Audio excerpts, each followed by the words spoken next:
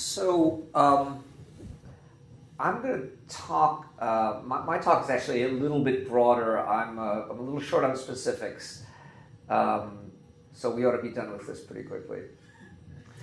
But I wanted to talk about some trends and some projects that are happening at Hopkins, which actually might help you with some of some of your wish list, and which maybe might foreshadow some of the work that both Claire and Liz are going to talk about. So I've entitled this "Attack of the Pros," the PRO, patient-reported outcomes. Since we're in the Department of Epidemiology, sort of the implications of that are quite clear in the last couple of weeks. So I think part of our basic problem is that, quite honestly, we, meaning clinicians, are not very patient-centered. Anyone see patients or ever see patients or aspire to see patients? So, so this cartoon is a doctor talking to the patient, and he said, "It's your ribs. I'm afraid they're delicious." And so the pig came with a problem, but the response from the physician is not very pig-centered. The fact is that patient-reported outcomes are a little bit of a tough sell to clinicians who are used to other things and are kind of busy otherwise. And the same is probably true for clinical trialists who have lots of things that they think they need to do. First of all, medicine is really less patient-centered and more us-centered. If you're a drug company, it may be more drug-centered, whatever us is. There's sort of this idea that patients are unreliable narrators. For those of you who are in journalism, it's sort of a buzzword. Who knows what they're going to tell you? It may not be the real answer. They're not valid sources of data. And clinicians and trialists, for the most part, are not educated or trained in the use of survey measures in general and patient-reported outcome measures in particular. So I'm gonna suggest that PROs are now going viral. And they're increasingly accepted by the Clinical Research Committee. That's not a typo in the spelling of research. More and more prominent researchers have drunk the Kool-Aid and now believe that PROs ought to be part of the research we do.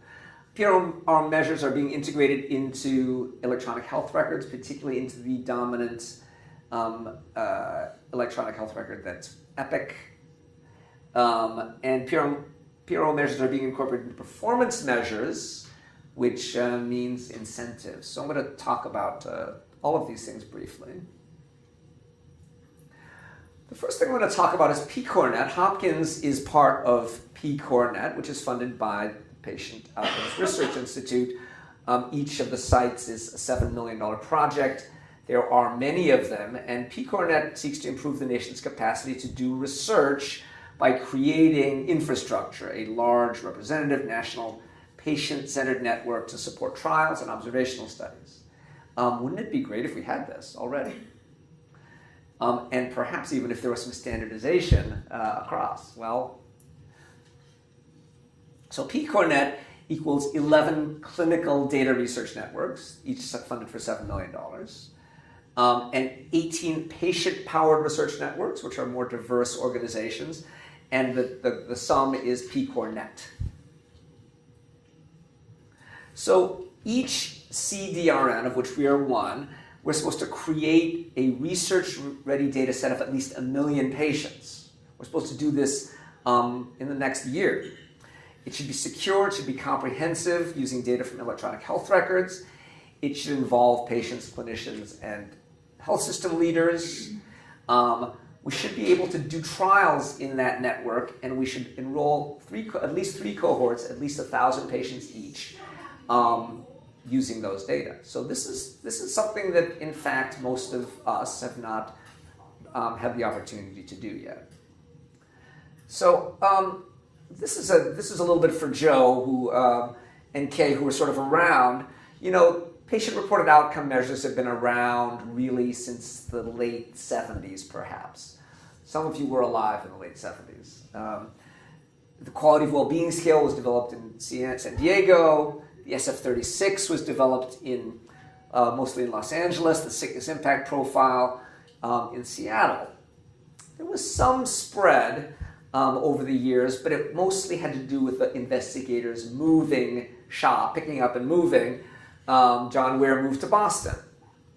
Marilyn Bergner moved to Baltimore, to Hopkins, where she was really an esteemed member of our faculty and helped recruit me here. But this is hardly viral spread.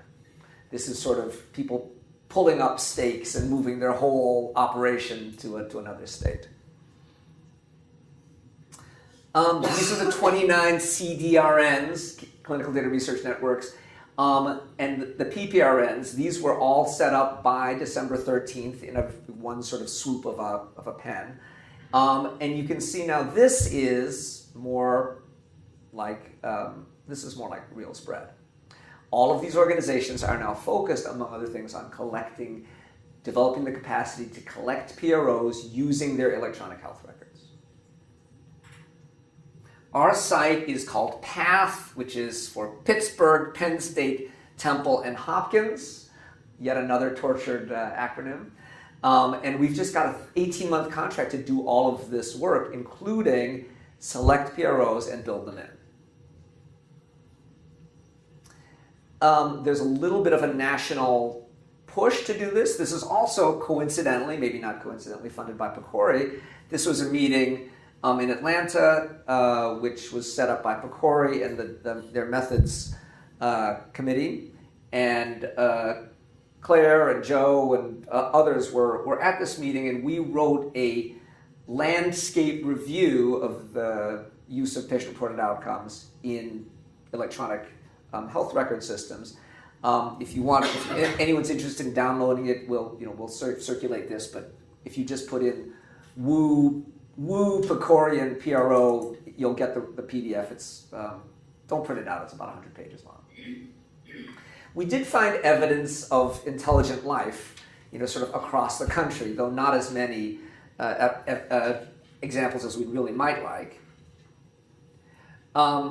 One thing which we did see as a little bit of a common thread and something which has come to Hopkins is EPIC. And EPIC, which is our electronic health record, and is the electronic health record for basically almost all of the big academic medical centers, who are folks who are likely to be funded by PCORI to do this kind of work, includes MyChart, which is a secure, tethered website. Patients can use it for all sorts of things, among other things, to look at their records, but they can also use it to complete patient-reported outcomes. Clinicians can order these things. Researchers can order them. They get sent to an email gets sent to the patient logs onto their portal, and they fill out the questionnaire. They've already incorporated from the start a number of generic measures, some of the RAND measures, not the SF-36TM, because that's proprietary, but some of the ones that are available free.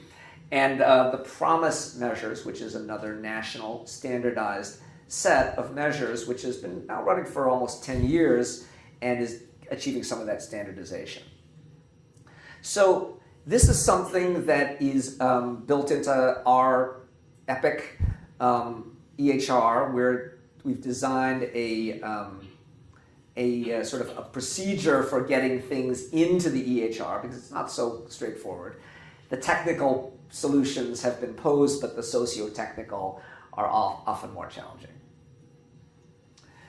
This is a little bit what some of the output looks like, and you can sort of see, this is not a laser pointer, so At the top. Oh, is Yeah, it? at the top. Is it? Okay. So anyway, there are normal conventional data elements, blood pressure, temperature, etc., that are collected. In Epic Care, in the display, you can flow chart various lab values and vital signs, and also physical functioning or pain, whether or not the patient had a surgery. You can plot all of these things, and this now at least begins to be something that clinicians can look at, interpret. They may not know exactly what they're looking at, but Claire will tell us more about how that could be fixed.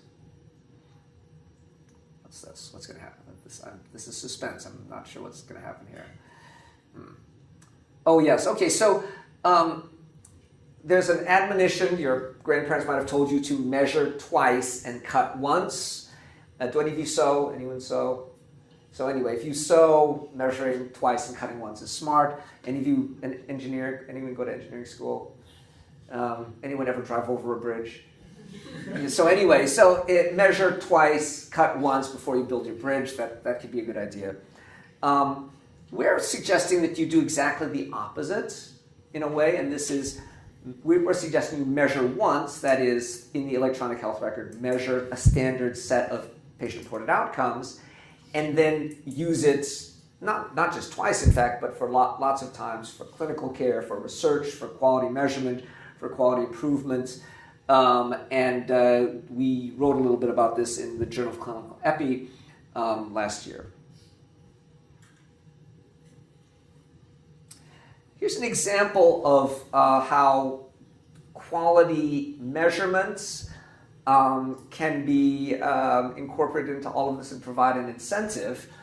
The Minnesota Community Measurement is a nonprofit, and they are in the business of measuring things. They started out with patient satisfaction, but now they are measuring collecting many standard PROs. One of them is the PHQ-9, which is a depression measure, which has had some clinical use and which is also built in automatically into Epic.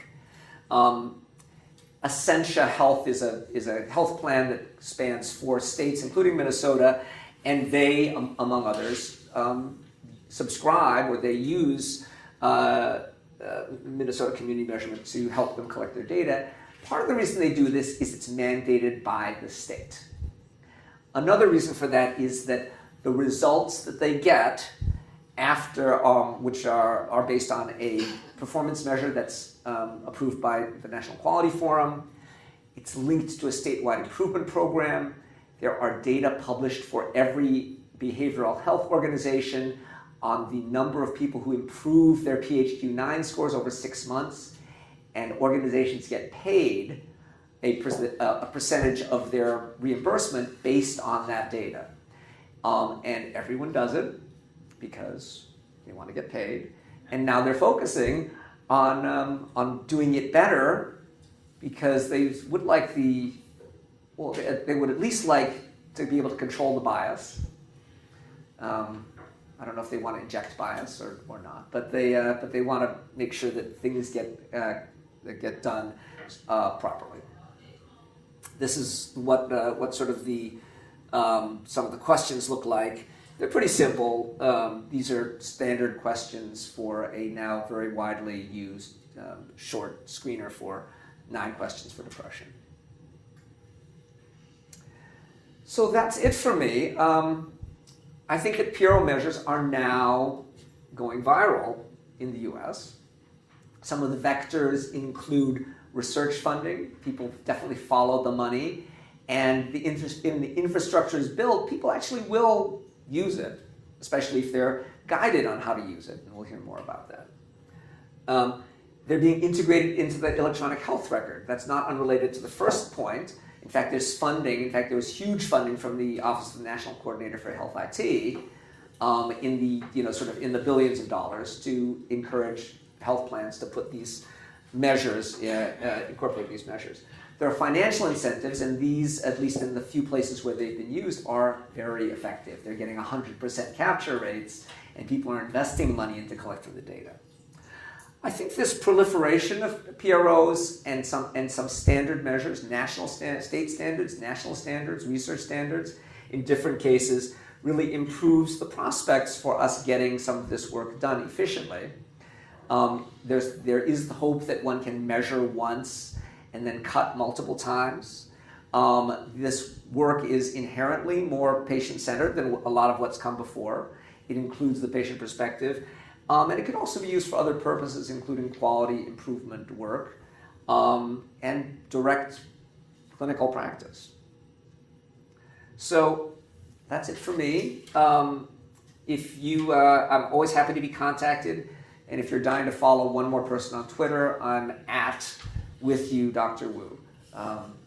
So that's it for me.